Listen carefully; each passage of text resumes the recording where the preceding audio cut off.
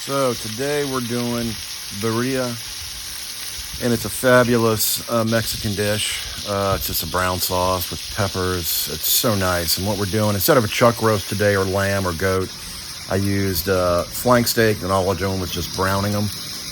Gotta always say thanks to my friends at Glen Degree Woodworks in Mobile, Alabama. They always do a great job. Thanks, guys, for the cutting boards. Always wonderful. I never have enough of y'all stuff. But as you can see, we're just browning the meat, the flank steak or skirt steak. I had a lot of it, so I went ahead and did it. And there you go. Look, it's brown as what, to the point that we want. And all we're going to do now is just start to brown the peppers, the dried peppers. These are them right here. There's like 4 or 5 different types I use. Ancho, California, and there's some others in there. But all you can see here, I'm just browning these in the residual fat that was left in the pot. And you don't do this for very long, like 3 or 4 minutes, 5 minutes. You can smell them and see where they are. And now we just want to brown some onions, get them nice dark color. There you go. And now we're going to add in tomatoes and some poblano bell peppers. Poblano peppers, not bell peppers. Now all we do is just kind of char them a little bit, not too much, before we add in the garlic. There's the garlic. Got a bunch of garlic. Love it. I like to char the veggies first before the garlic so that it doesn't burn. Then we're going to add in the peppers back in, stir them a bit with the herbs. Got cumin, cinnamon, oregano, and some bay leaves. Just going to stir these around a little bit, brown them. Not for very long. You don't want to burn the herbs. But we are using a couple things of stock. I use a couple of these bone stocks. Bone broths are kind of like these. They kind of work really well.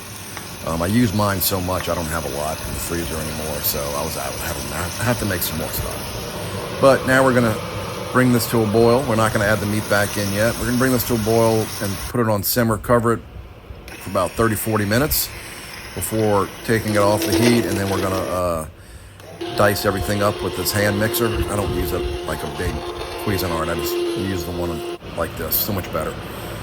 So 30-40 minutes, and then we're going to add the meat back in. And we're going to braise the meat for about 3 to 4 hours in this braising stock, in this Birria stock. About halfway through, you may want to check and see if you need any liquid, any more stock or water. Depends what you're doing. If you like it thicker, that's fine. If you want it thinner, that's something completely different. So you choose your consistency. But you should get to a point where the meat just wants to break down on its own. And it will, trust me. After 3 to 4 hours in the liquid, it'll be most happy to do it, no matter how tough it is.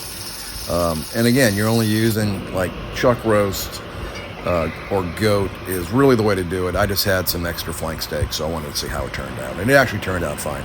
And this is about 3 to 4 hours in, 3.5, 4 hours in. You can see the consistency. It's thin, but it's also thick, you know. You can reduce that down. Just take the cover off and cook it down for like another 20 minutes on a medium-low heat, and you'll thicken it up real nicely. Don't add anything else to it. Yeah, and what else do we have? And someone wanted a flank steak cooked from scratch on the stove. Totally fine for me.